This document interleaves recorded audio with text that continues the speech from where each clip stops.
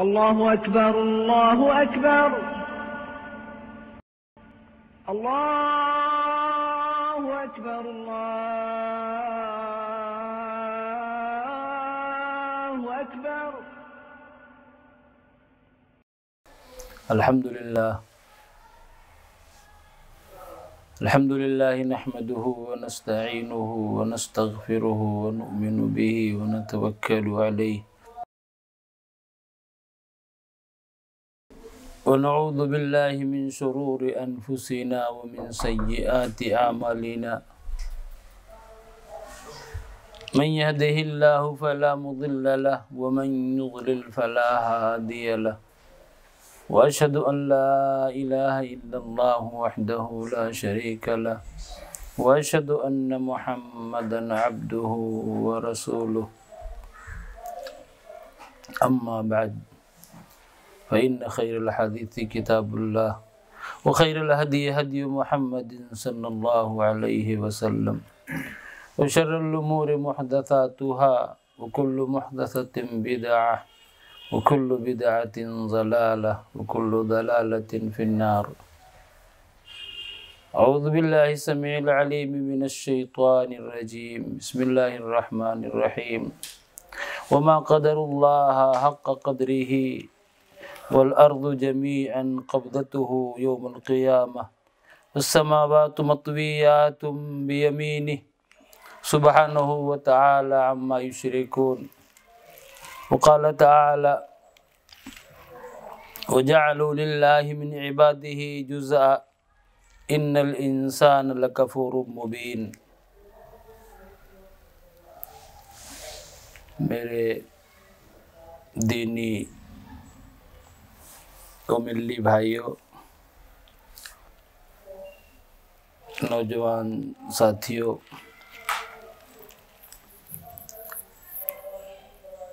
اللہ رب العزت کا یہ فضل و کرم ہے، اس کا احسان ہے کہ آج اس نے ہم کو اور آپ کو ایک دینی مجلس میں اکٹھا کر دیا ہے. ایسی مجلس جو عقائد کی اصلاح کے لیے منعقد کی گئی ہے.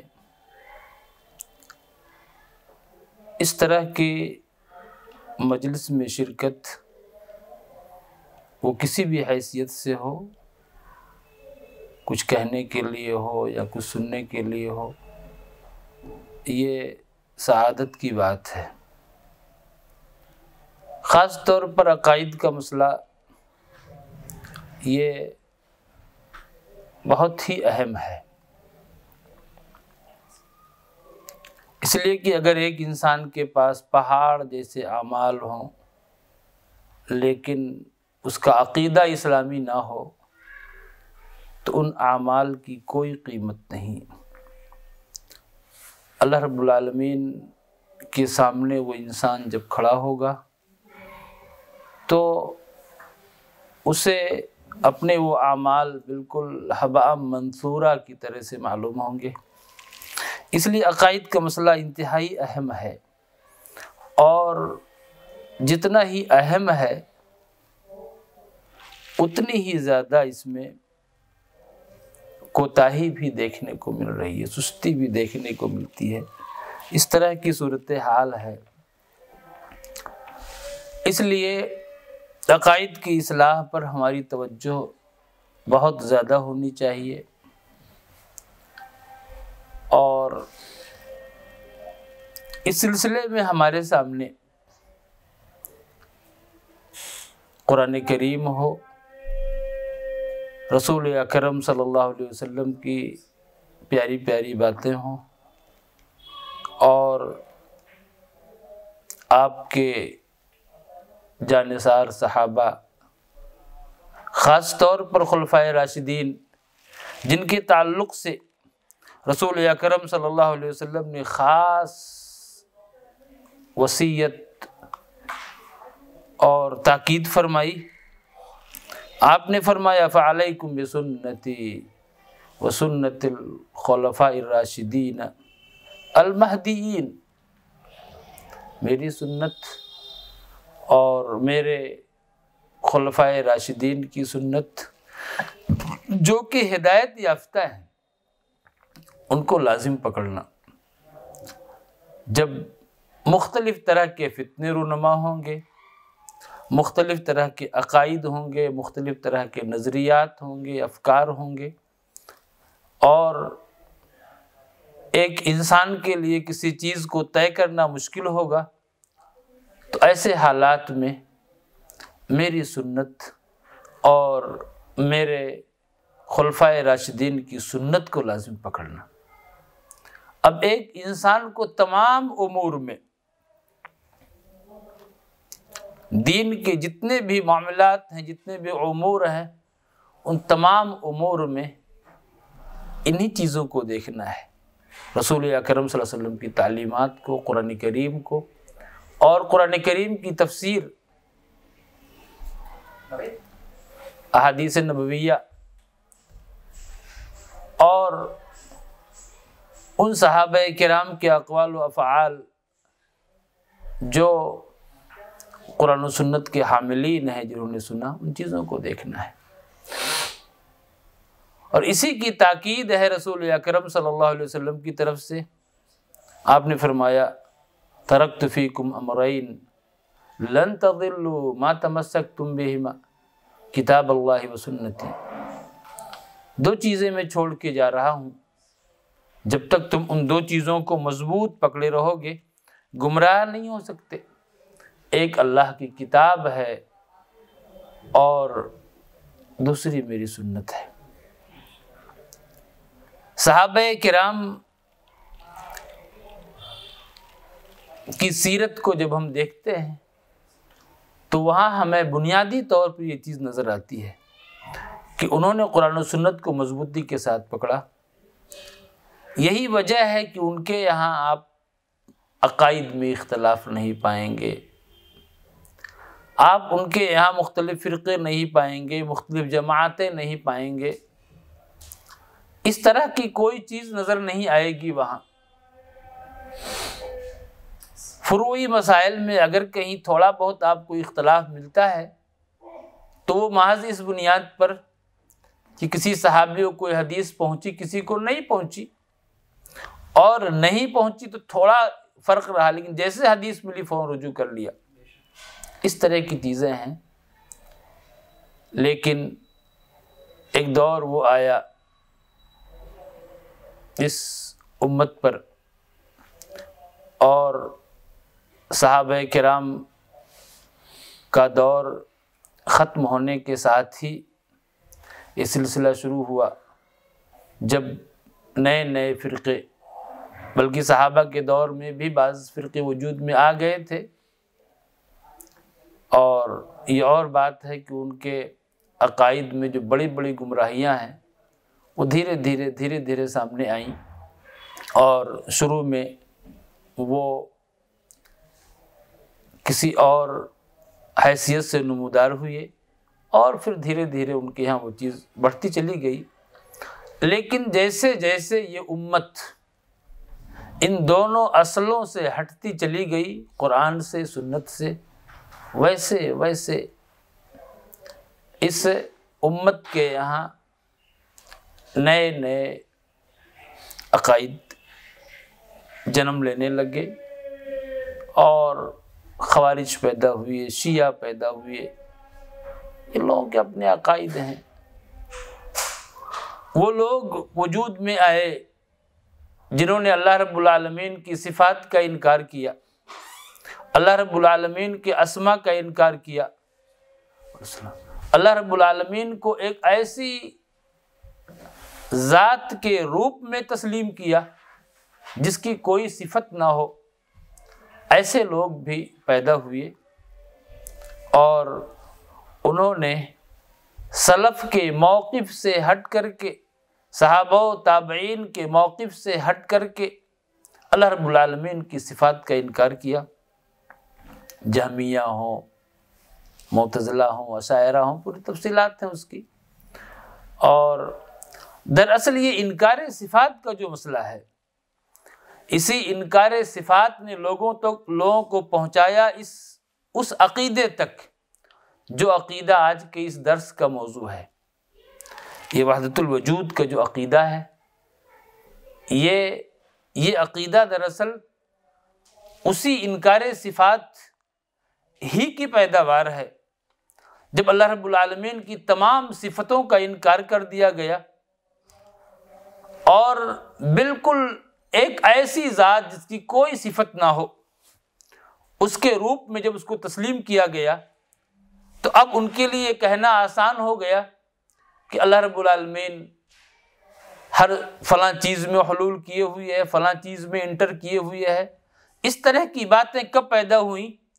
جب انہوں نے اللہ رب العالمین کی صفتوں کا انکار کیا، صفت استوا کا انکار کر دیا، جس صفت کو اللہ رب العالمین نے قرآن کریم کے اندر کئی مقامات پر، میرے خیال میں 15 آیات ہوں گی جن میں اللہ رب العالمین نے صفت استوا کو بیان کیا ہے کہ اللہ رب العالمین عرش پر مستوی ہے، اور عرش پر مستوی ہے، اب ظاہر ہے کہ عرش پر مستوی ہونے کا مطلب کیا ہے، اس کو بھی واضح کیا گیا۔ اللہ کا عرش کتنا بڑا ہے اور اللہ کی کرسی کتنی بڑی ہے، اس کرسی کو اللہ رب العالمین نے خود قرآن کریم میں ذکر کیا، وسع کرسیہ السماوات والارض۔ اللہ رب العالمین کی کرسی یہ آسمان و زمین کو محیط ہے۔ جتنی چوڑائی، لمبائی، گہرائی اور گہرائی آپ دیکھتے ہیں آسمانوں اور زمینوں کی، اس سے کہیں زیادہ بڑی اللہ رب العالمین کرسی ہے۔ اور کرسی کیا ہے؟ موضع القدمین ہے، رب العالمین کے قدمین کی جگہ ہے کرسی۔ اب جب کرسی اتنی بڑی ہے تو اللہ کا عرش کتنا بڑا ہوگا، اور پھر اس عرش پر اللہ رب العالمین مستوی ہے۔ لیکن ان لوگوں نے ان تمام چیزوں کا انکار کر دیا، اور جب ان تمام چیزوں کا انکار کر دیا، اب ان کے لیے یہ کہنا آسان ہو گیا کہ اللہ تعالیٰ ہر چیز میں حلول کیے ہوئے ہے۔ تو اس طرح کے یہ عقیدہ جو آج کے اس درس کا موضوع ہے، یہ دراصل اسی عقیدہ انکار صفات کا امتداد ہے، اور وہیں سے یہ چیز وجود میں آئی ہے۔ تو بہرحال آج کا جو موضوع ہے وہ ہے وحدت الوجود کا، کہ وحدت الوجود کا جو یہ عقیدہ ہے، جو نظریہ ہے، یہ اسلامی ہے یا غیر اسلامی؟ دیکھیے، پہلے تو اس کی وضاحت ہو جائے کہ وحدت الوجود کیا ہے۔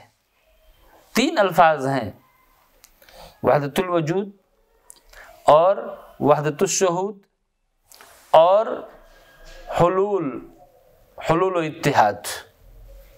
یہ 3 الفاظ ہیں، اور ان تینوں میں تھوڑا بہت لفظی فرق ہو سکتا ہے، ورنہ نتیجہ تینوں کا ایک ہی ہے۔ عقیدہ وحدت الوجود ہو، عقیدہ وحدت الشہود ہو، یا عقیدہ حلول ہو، ان تینوں کا ماحصل ایک ہی ہے۔ وحدت الوجود کا عقیدہ،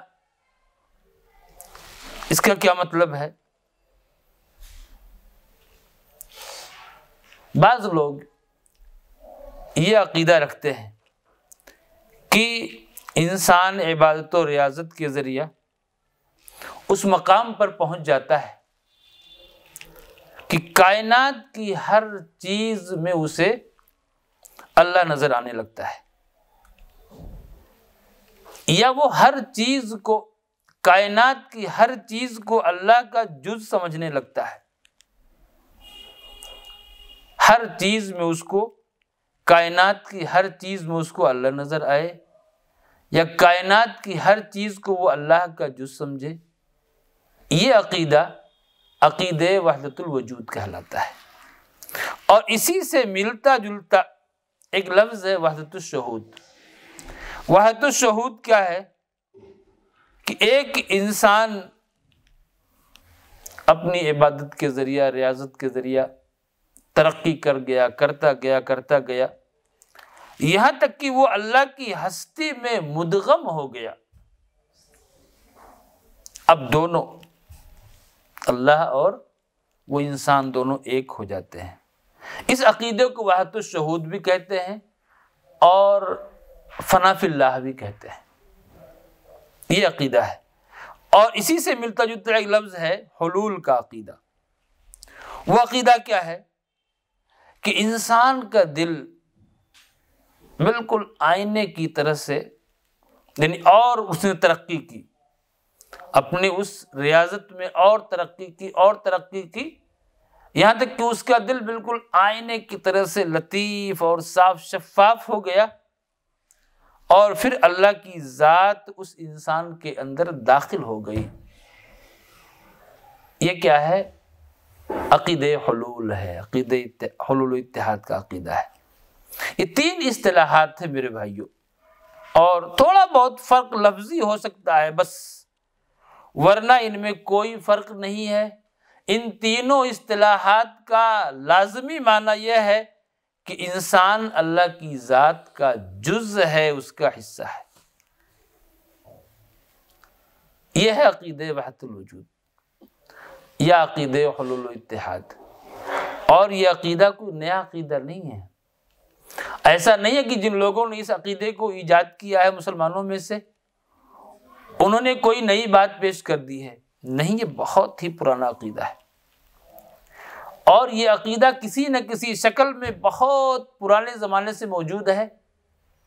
ہندوؤں کے ہاں بھی عقیدہ آپ کو ملے گا، ان کے ہاں جو اوتار کا عقیدہ ہے وہ بھی یہی چیز ہے۔ ایسے ہی اور جو دوسرے مذاہب ہیں، ان کے یہاں بھی جین مت ہو، دوسرے اور مذاہب ہیں، ان کے یہاں بھی عقیدہ ملے گا۔ اسی طریقے سے یہ یہودی ہیں، عیسائی ہیں۔ قرآن کریم نے اس چیز کو بیان کیا کہ یہودی عزیر علیہ السلام کو اللہ کا بیٹا مانتے تھے، اور اسی طریقے سے عیسائی عیسیٰ علیہ السلام کو اللہ کا بیٹا مانتے تھے۔ تو یہ جو عقیدہ تھا یہود کا، یہ دراصل یہی فلسفہ حلول ہے۔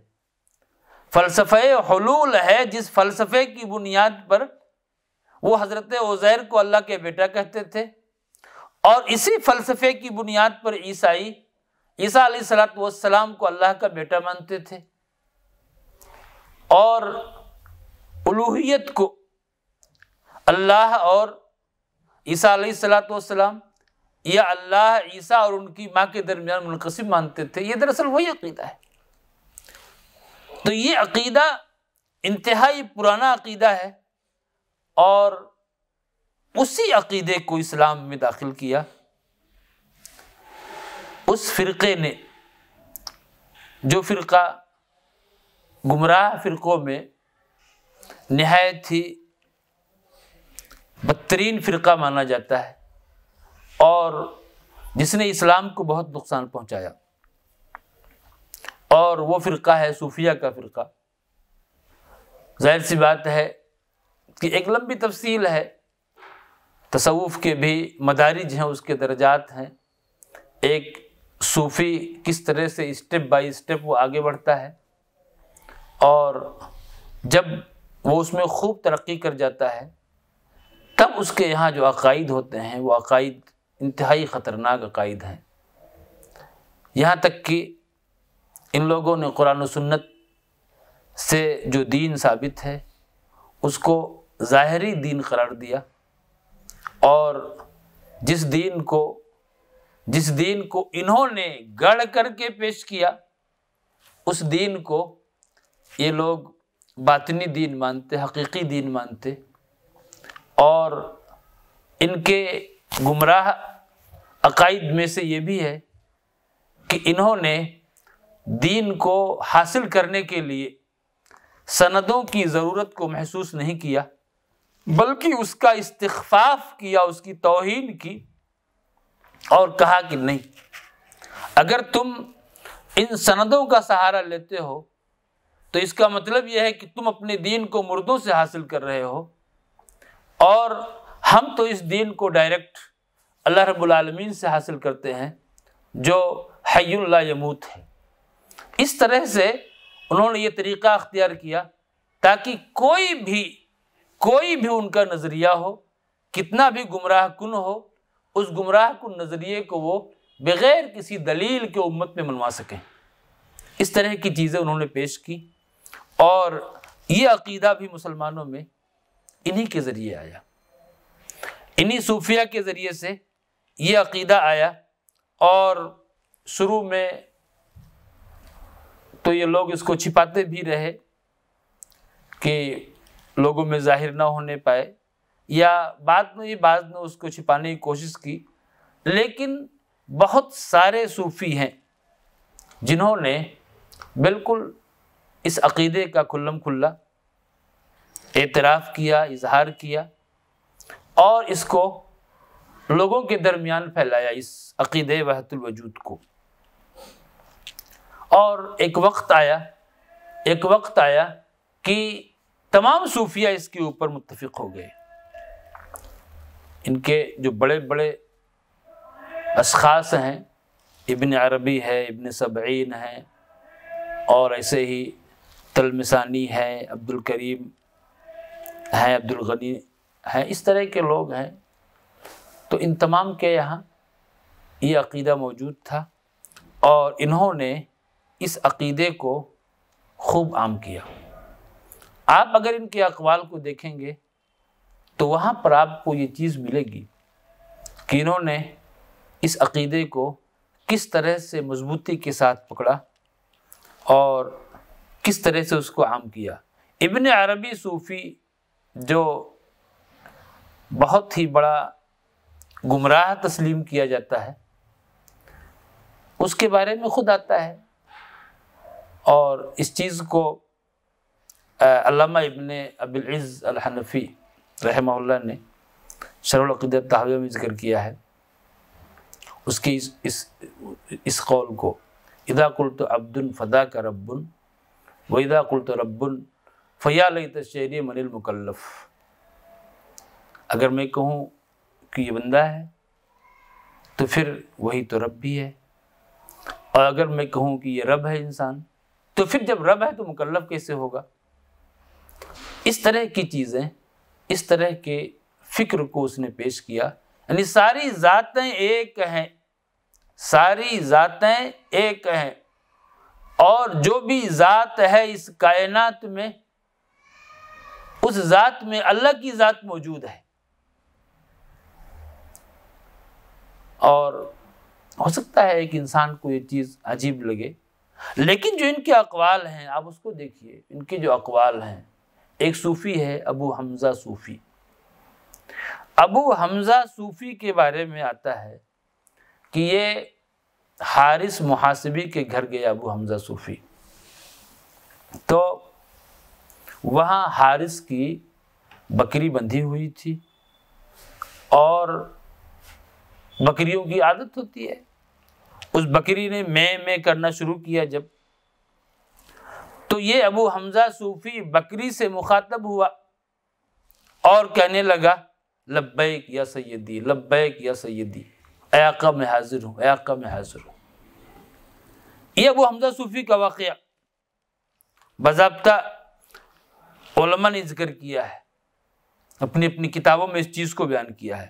اب آپ اس چیز کو دیکھیے، جب حارث محاسبی نے ٹوکا اس کو، ابو حمزہ صوفی کو، کہ تم اس طرح کی بات کیوں کہتے ہو، تو اس نے کہا کہ تمہارے انکار سے ایسا لگتا ہے کہ تم اس میدان میں ابھی مبتدی ہو، ابھی تم نے ترقی نہیں کی ہے، یعنی ابھی تم وحدت الوجود کے نظریے کی حقیقت تک نہیں پہنچے ہو، اس لیے تم انکار کر رہے ہو، اور جب تم اس نظریے کی حقیقت تک پہنچ جاؤ گے تو پھر تم اس بات کا انکار نہیں کرو گے، اس لیے کہ اس نظریے کا مطلب ہی یہی ہے کہ اللہ کی ذات ہر ایک میں ہے، یہاں بھی ہے، وہاں بھی ہے، ہر ایک میں ہے۔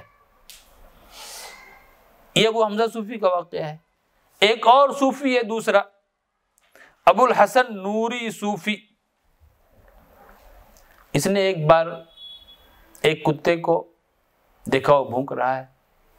اب کتے کو بھونکتے ہوئے پایا تو اس پر لبیک و سعدیک لبیک و سعدیک کہنا شروع کیا.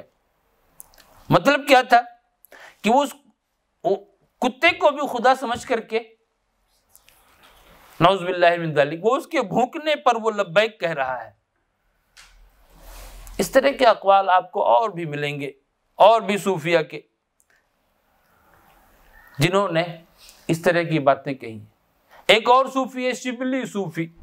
شبلی صوفی کہتا ہے کہ انا اقول وانا اسمع، انا اقول وانا اسمع فهل فی الدارین غیری. میں خود کہتا ہوں، میں خود ہی سنتا ہوں، اور اس دونوں جہان میں میرے علاوہ کوئی اور ہے بھی کیا؟ یعنی ساری ذاتیں ایک ہیں. مطلب وہی ہے کہ ساری ذاتیں ایک ہیں. اللہ کی ذات جب ہر ایک میں ہے، ہر ایک میں ہے، جب ایک ہی ذات ہے تو پھر ظاہر سی بات ہے کہ کوئی بھی ہو اس میں اللہ کی ذات موجود ہے. اس طرح کے اقوال آپ کو ملیں گے، بہت سارے ان صوفیہ کے اقوال، جن میں آپ کو یہ چیز نظر آئے گی کہ انہوں نے اس عقیدے کو کس طرح سے مضبوطی کے ساتھ پکڑا. اور پھر آپ دیکھیے اس عقیدے کو، نصارہ کو مشرک مانا گیا، اور اگر ایک عیسائی اپنے اس عقیدے پر، اس دھرم پر مر جاتا ہے تو وہ جنت کا مستحق نہیں ہے. لیکن آپ نصارہ کے عقیدے کو دیکھیے. نصارہ نے بھی حلول کا دعویٰ کیا، عقیدہ حلول ان کے یہاں تھا، لیکن وہ بہت چھوٹے پیمانے پر تھا، صرف 3 ذاتوں تک وہ محدود تھا. انہوں نے اس حلول کے عقیدے کو تمام ذاتوں میں عام نہیں کیا، بلکہ بس صرف تین ذات، بلکہ 2 ہی کہیے، عیسیٰ علیہ السلام ان کی ماں، ان میں کیا ہے اللہ رب العالمین حلول کیے ہوئے ہے. لیکن اس امت کو دیکھیے، اس امت کا ایک فرد یا اس امت کے چند افراد یہ کہتے ہیں کہ اللہ کی ذات یہ ہر چیز میں حلول کیے ہوئے ہے، ہر چیز میں حلول کیے ہوئے ہے. اب ان کا جو کفر ہے اور ان کی جو گمراہی ہے وہ ظاہر ہے کہ نصارائی گمراہی سے بڑھی ہوئی ہے اس عقیدے کے معاملے میں. اور ظاہر سی بات ہے، آپ عقیدہ طحاویہ کو دیکھیں گے تو وہاں امام ابن ابی العز حنفی رحمہ اللہ نے نصارہ کے اس عقیدے حلول سے کون کون سی خرابیاں لازم آتی ہیں اس چیز کو انہوں نے بیان کیا ہے. انہوں نے وہاں اس چیز کو بیان کیا ہے اور یہ کہا ہے کہ اس عقیدے کا مطلب یہ ہے، اس عقیدے حلول کا مطلب یہ ہے کہ فرعون یہ حق پر تھا. اس لیے کہ جب آپ حلول کو مانتے ہیں، جب عقیدے حلول کو مانتے ہیں تو پھر ظاہر سی بات اس کے اندر بھی اللہ کی ذات موجود ہے. عقیدے حلول و اتحاد کو تو اس کا مطلب یہ ہے کہ جو بھی خواتین ہیں ان میں کوئی فرق نہیں ہے. بھئی اسلام نے فرق کیا، ایک عورت ماں ہوتی ہے، ایک بہن ہے، ایک بیٹی ہے، ایک فلاں ہے، ایک فلاں ہے، اور ایک عورت ہے تو اجنبیہ ہے. تو ان تمام میں اسلام نے فرق کیا. لیکن اگر ایک انسان اس عقیدے کو مان لے، عقیدے حلول و اتحاد کو، اور ساری ذاتوں کو ایک مان لے، ساری ذاتوں کو ایک مان لے، اس کا مطلب کیا ہے کہ پھر ان میں کوئی فرق نہیں ہے، ان میں کوئی فرق نہیں ہے. اس طرح سے اور بہت سارے لوازمات کو انہوں نے بیان کیا ہے کہ اس عقیدے کو ماننے کا مطلب یہ ہے کہ اس طرح کی چیزیں لازم آئیں گی، اور اس سے کتنی بڑی بڑی خرابیاں لازم آئیں گی، اس چیز کو انہوں نے بیان کیا ہے. اور یہ سب دراصل اللہ رب العالمین کی ناقدری ہے. قرآن نے اسی چیز کو کہا وَمَا قَدَرُ اللَّهَ حَقَّ قَدْرِهِ.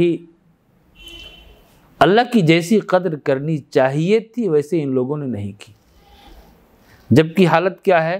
وَالْأَرْضُ جَمِيعًا قَبْضَتُهُ يَوْمَ الْقِيَامَةِ. یہ پوری کی پوری زمین قیامت کے دن اللہ کی مٹھی میں ہوگی، والسماوات مطویات بیمینہ، اور یہ آسمان اللہ کے داہنے ہاتھ میں لپیٹے ہوئے ہوں گے۔ یہ اللہ رب العالمین کی عظمت ہے۔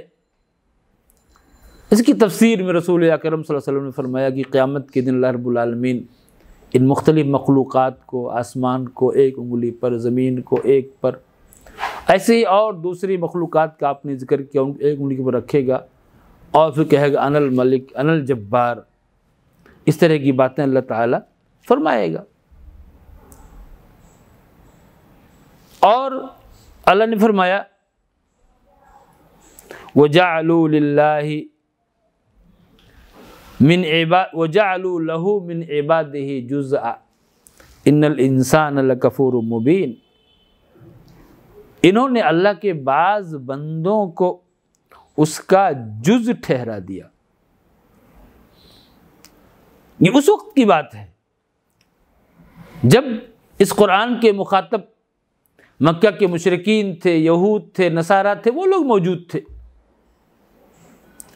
اس وقت اللہ نے کہا کہ ان لوگوں نے اللہ کے بعض بندوں کو اس کا جز ٹھہرا دیا، بنا لیا، یقیناً انسان کھلا ناشکرا ہے۔ تو عقیدہ کیا تھا کفار و مشرکین کا؟ کہ وہ فرشتوں کو اللہ کی بیٹیاں مانتے تھے، فرشتوں کو اللہ کی بیٹیاں مانتے تھے اور اللہ کی بیٹیاں قرار دے کر کے ان کی عبادت کرتے تھے۔ اللہ رب العالمین نے اس آیت کے اندر جو سورہ زخرف کی آیت نمبر 15 ہے، اس میں اسی کی طرف اشارہ کیا اللہ رب العالمین نے کہ ان لوگوں نے اللہ رب العالمین کے بعض بندوں کو اللہ کا جز مان لیا۔ یہ تو اس وقت کے مشرکین تھے، کفار اور مشرکین تھے جو ان کے عقائد تھے، لیکن وہ لوگ جو اپنے آپ کو مسلمان کہتے ہیں، دیندار کہتے ہیں، اور بلکہ خود اپنے ہی کو دین کا ٹھیکیدار مانتے اور اس طرح کے عقائد ہی کو وہ عقیدہ توحید مانتے ہیں، اور جو اصل عقیدہ ہے توحید کا عقیدہ جس کو قرآن نے اور سنت نے بیان کیا، اس عقیدے سے انحراف کرتے، اور یہی عقائد عقیدہ وحدت الوجود ہو یا اور عقیدہ وحدت الشہود، اس طرح کے عقائد کو عقیدہ توحید مانتے ہیں۔ ان لوگوں نے کیا کیا کہ ساری مخلوق کو اس کا جز مان لیا، ساری مخلوق کو، کوئی بھی ہو، انسان ہو، دوسری کوئی مخلوق ہو، اس کو اللہ کا جز مان لیا۔ اب ظاہر سی بات ہے کہ ان کی یہ گمراہی کس حد تک پہنچی ہوئی ہے، کس حد تک پہنچی ہوئی ہے، ایک انسان اس چیز کو محسوس کر سکتا ہے۔ اور میں اس بات کو مانتا ہوں کہ اس دور میں بعض لوگ جو اسی فکر کے حامل ہیں، اسی فکر کے حامل ہیں، لیکن جب ان کا معارضہ ہوتا ہے اور ان کے سامنے قرآن و سنت کے دلائل رکھے جاتے ہیں یا ان تک وہ باتیں پہنچتی ہیں تو وہ اس کی توجیہ کرنے کی کوشش کرتے ہیں، وحدت الوجود کی، اور جو وہ توجیہ کرتے ہیں اگر وہ معنی ہو تو ٹھیک ہے، لیکن وہ معنی ہے نہیں۔ وہ کیا کہتے ہیں کہ وحدت الوجود کا مطلب یہ کہ اللہ کی وحدت کا معنی یکتا، وحدت کا معنی یکتا، وحدت الوجود کا معنی وجود میں یکتا، وجود میں یکتا۔ تو اس میں کوئی شک نہیں ہے کہ اللہ رب العالمین یہ اپنے وجود میں یکتا ہے، بے مثال ہے، اپنے وجود میں، اپنے اسما میں، اپنے صفات میں، اپنے افعال میں، اپنے اختیارات میں، ان تمام میں وہ یکتا ہے، بے مثال، اس میں کوئی شک و شبہ نہیں ہے۔ اس طرح کی باتیں کہتے ہیں، لیکن میں نے جو اقوال پیش کیے ہیں ان صوفیہ کے، ان اقوال کی روشنی میں وہ معنی نہیں جو پیش کیا جاتا ہے، بلکہ معنی وحدت الوجود کا وہ ہے کہ ساری کی یہ اللہ کی ذات ہی کا ایک جزء مخلوقات کا وجود، اور دونوں وجود ایک ہی ہیں۔ اس طرح کی باتیں پیش کی جاتی ہیں، اور اس طرح کے عقائد سے ایک انسان کیسے محفوظ رہ سکتا ہے؟ میں نے شروع ہی میں بتایا کہ اس کے لیے ضروری یہ ہے کہ انسان قرآن و سنت کو مضبوطی کے ساتھ پکڑے اور اس چیز کو وہ جانے اور محسوس کرے کہ یہ اسلام ایک مکمل اور کمپلیٹ دین ہے۔ رسول اکرم صلی اللہ علیہ وسلم کی زندگی ہی میں اس دین کو مکمل کر دیا گیا۔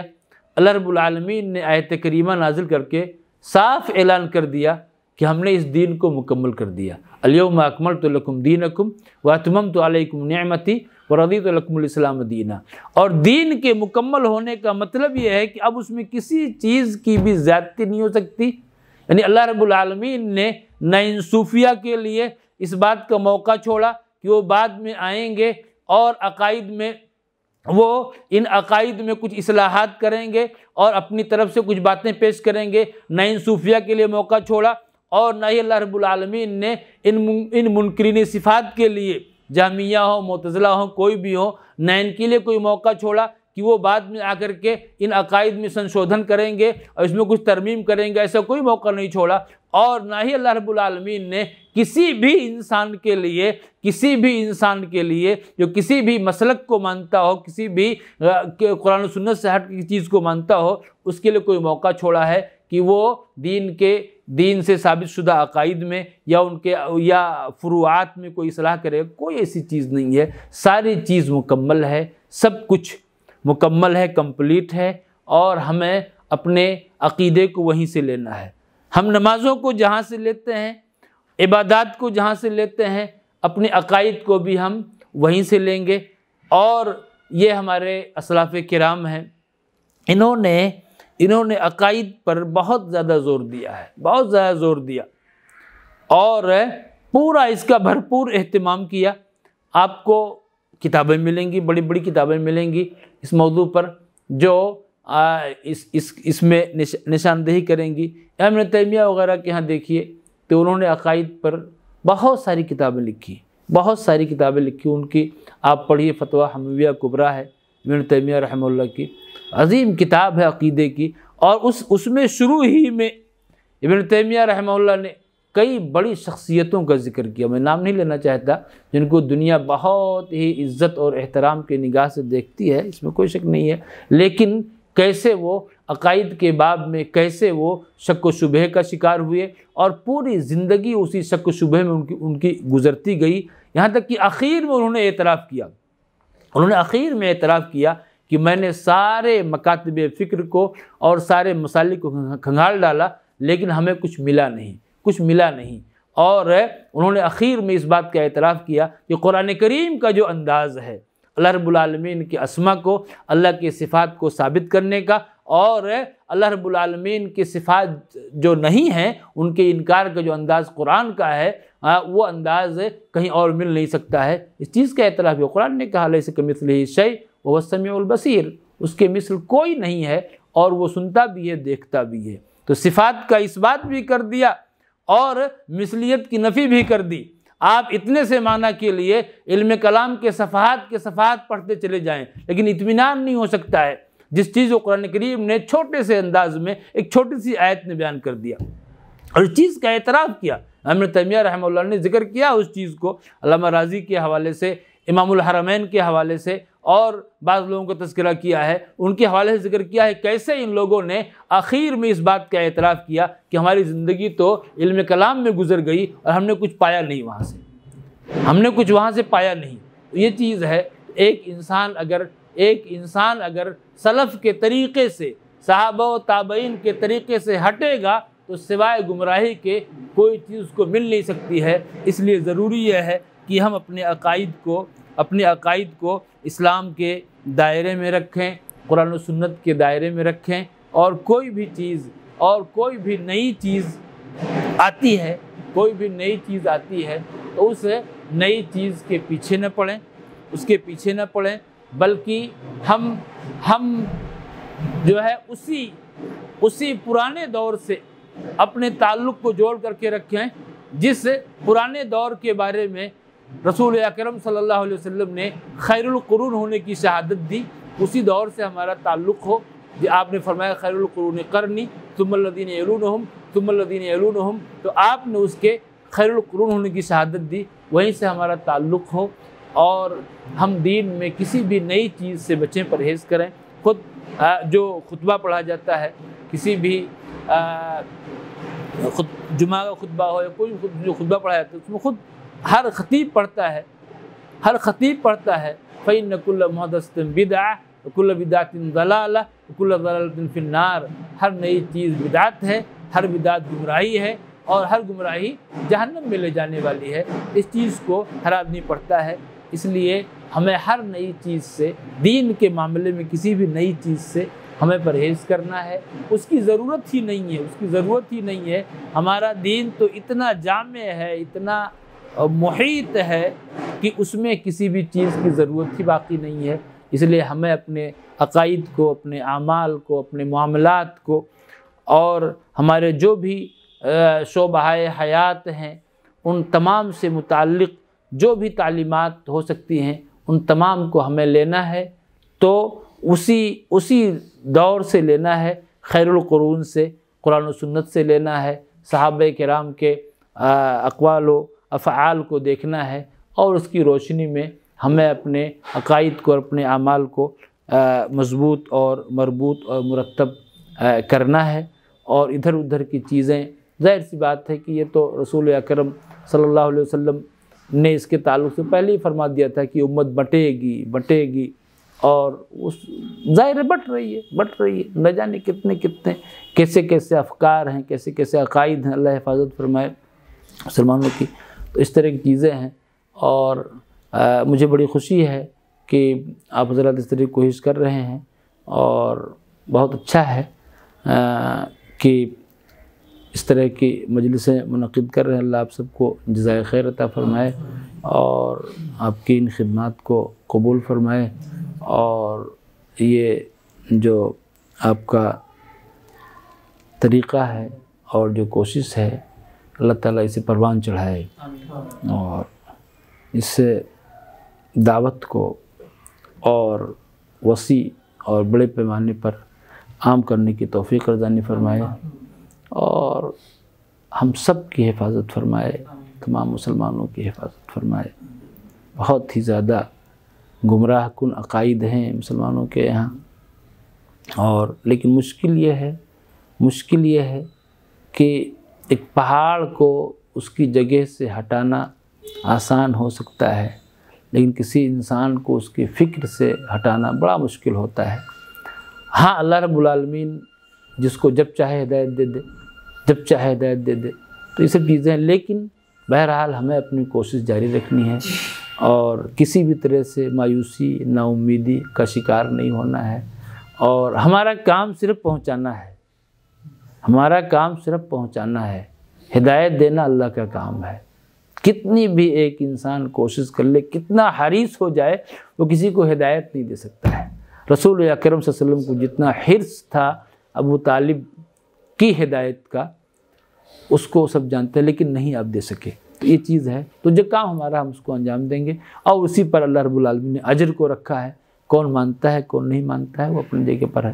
اللہ رب العالمین ہمیں اور آپ سب کو اس کی توفیق رضانی فرمائے، آمین رب العالمین۔ وصلی اللہ علیہ نبینا محمد وعلی آلہ وصحبہ وسلم تسلیما کثیرا، والسلام علیکم ورحمۃ اللہ وبرکاتہ۔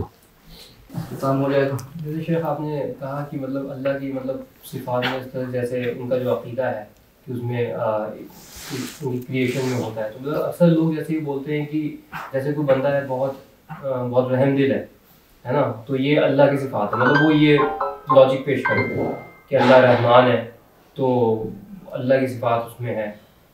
یہ کہاں تک کہتے ہیں صحیح ہے اس چیز کو؟ یہ کیا ہے؟ دیکھیے، بعض صفتیں ایسی ہیں جو اللہ کے یہاں بھی پائی جاتی ہیں اور انسانوں کے اندر بھی ہیں، لیکن جیسے ایک جو آپ نے وہی کہا، ہاں، لیکن یہ ہے کہ ان دونوں میں، اللہ کی صفت میں اور انسان کی صفت میں بالکل ویسے ہی فرق ہے جیسے اللہ کے وجود میں اور انسان کے وجود میں فرق ہے۔ اللہ کی ذات میں انسان کی ذات میں فرق ہے۔ جیسے آپ دیکھیے کہ اللہ رب العالمین بھی دیکھتا ہے، ہم لوگ بھی دیکھتے ہیں، اللہ سنتا ہے، ہم بھی سنتے ہیں، لیکن ہمارے سننے میں اللہ کے سننے میں بہت فرق ہے۔ اللہ تعالیٰ ہر چیز کو سنتا ہے، ہر چیز کو سنتا ہے، اور ایسے ہی دیکھنے میں ہمارے دیکھنے میں ہم اس دروازے کے پیچھے ہم نہیں دیکھ رہے ہیں، اللہ تعالیٰ ہر چیز کو دیکھتا ہے۔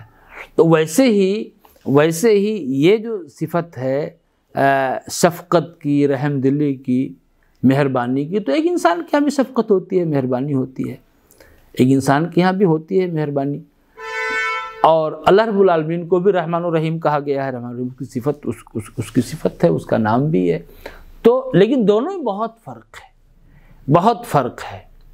حدیث میں آتا ہے کہ اللہ نے رحمت کے 100 اجزاء کیے اور اس میں سے 99 اجزاء اپنے پاس رکھے، ایک جز اس کا، ایک پارٹ صرف دنیا میں اتارا، اور اسی ایک پارٹ کو جو دنیا میں اتارا ہے اس کے ذریعے اس پوری دنیا میں آپ شفقت دیکھ رہے ہیں، مہربانی دیکھ رہے ہیں۔ ایک ماں جو اتنی شفیق ہوتی ہے اپنے بچے پر کہ اپنے آپ کو ہلاکت میں ڈالنا منظور کر لے گی، لیکن بچے کو تکلیف میں جانا گوارا نہیں کرتی ہے، وہ سب اسی ایک جز میں ہے۔ تو وہ چیز ہے، مطلب یہ صفت ہے، یہ صفت ہے، مطلب یہ نہیں کہ اللہ کی صفت اس کے اندر ہے، یہ نہیں کہ اللہ کی صفت ہے، نہیں، بلکہ یہ صفت ہے۔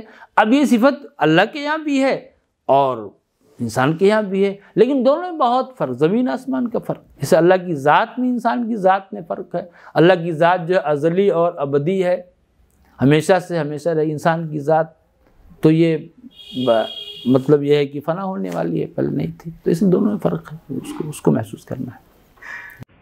اللہ اکبر، اللہ اکبر، اللہ اکبر، اللہ